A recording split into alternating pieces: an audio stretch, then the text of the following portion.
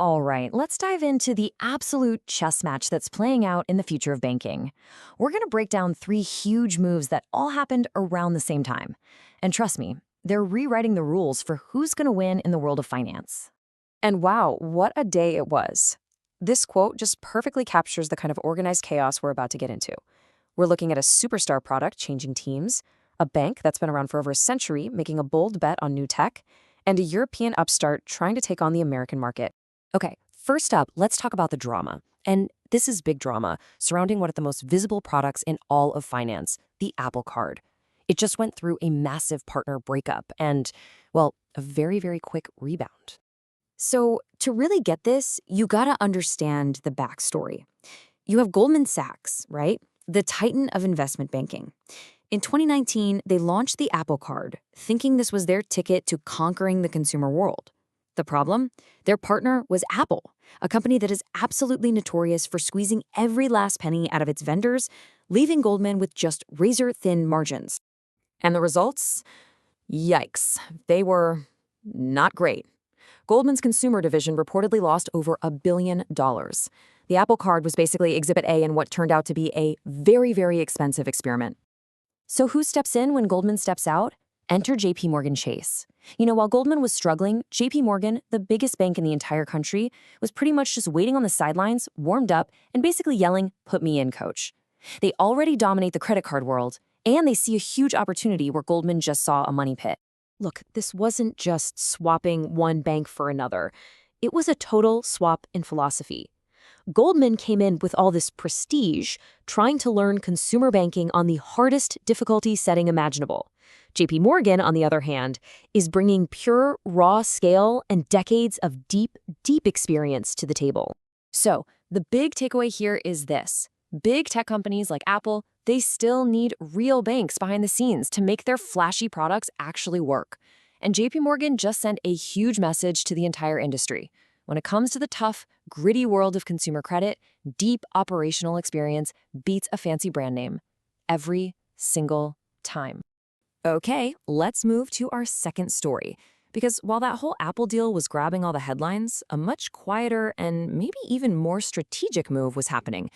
We're talking about Barclays, a bank founded way back in 1896, deciding to invest in let's call it the future of financial plumbing. And that plumbing involves something called stablecoins. Now, if you're not a crypto person, don't worry. Just think of stablecoins as the boring, super reliable cousin in the wild crypto family. Their goal isn't to shoot to the moon. It's to act like digital dollars, giving a stable foundation for transactions. Just boring bank money. You see, this highlights a major shift in how people are thinking. The early days of crypto were all about that Wild West hype, just hoping the number go up.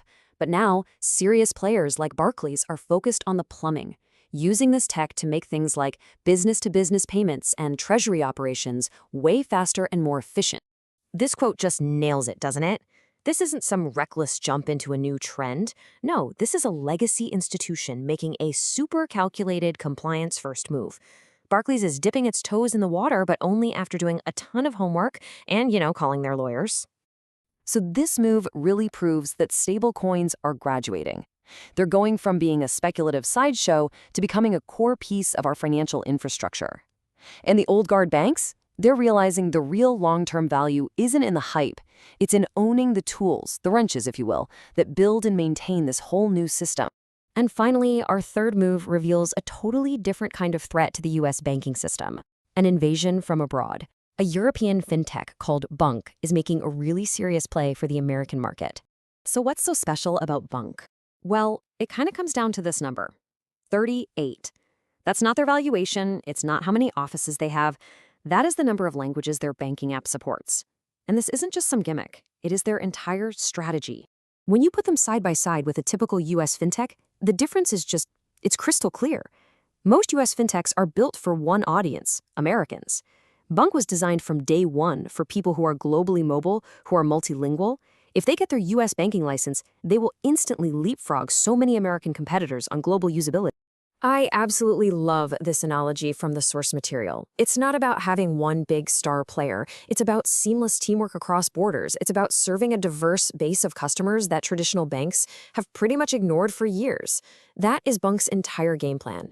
The implication here is huge. The US market isn't some isolated fortress anymore. bunq is betting that its global first mindset can carve out a real, significant piece of the pie. It means the next massive disruptor in American banking might not come from Silicon Valley or New York. It might just speak 38 different languages. So, after a crazy day of musical chairs, infrastructure bets, and foreign invasion, what have we actually learned? When you put all three of these stories together, a new playbook for how to win in finance starts to take shape. These are the new keys to victory. First, like JPMorgan showed us, real-world in-the-trenches experience is now worth more than a fancy brand name.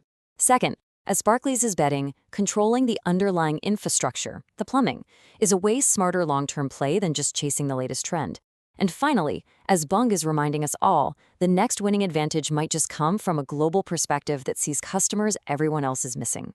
And all of that leaves us with one final question to think about. The future of banking is being shaped by these three very different players.